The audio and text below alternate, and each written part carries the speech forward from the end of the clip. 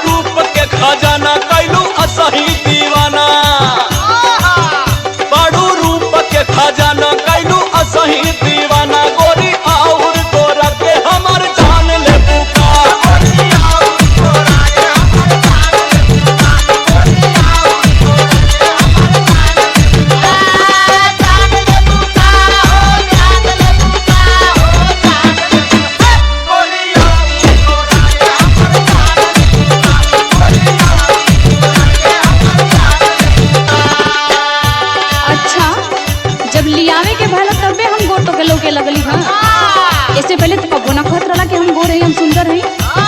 अरे तो ऐसन बटले बाड़ू तो कहे के कौन जरूरत बा। अच्छा कि कंजूसी ना करत तारा। अरे नहीं हो तोहर कसम। और सुना इतने कमी ना बा भाई हम बताओ तनी ना काहे की कंजूसी करत तारा। बोला सुना बोला।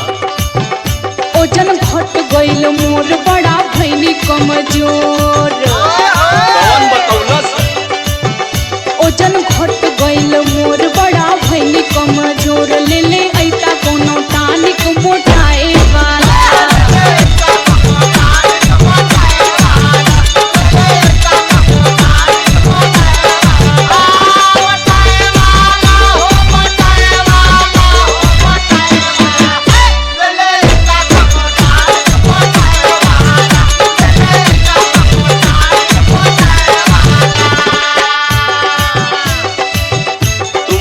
के फेरा में पड़ल हो और का तोहार वजन वैसे ही बढ़ गइल बा और मोटाए के कहतड़ू। अरे तो हमरे चली ना जाता देखो तारा ना गिर जाता ली। अरे तो उल्टे बतियावत हो इतना मोटा गइल हो कि तोहरा से कैसे चल जाई। फैट बढ़ गइल बा तोहार कंट्रोल करा। सुना है बात बोला बाड़ू 70 के पार जो खवनी कई बार। हाँ भी है कहबा बाड़ू 70 के पार जो खवनी कई बार। गोरी और मोटा के हमर जान लेबू।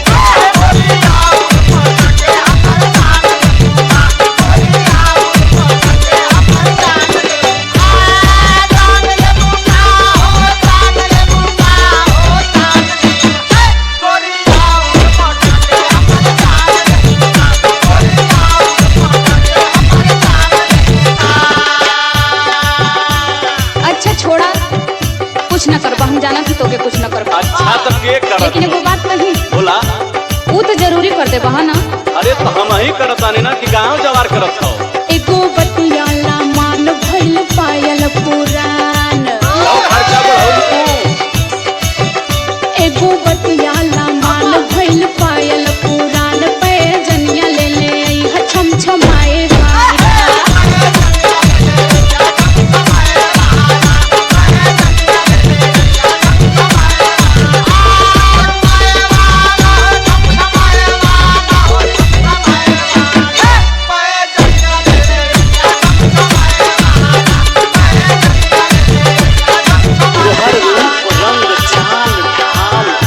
सही जान मार बा।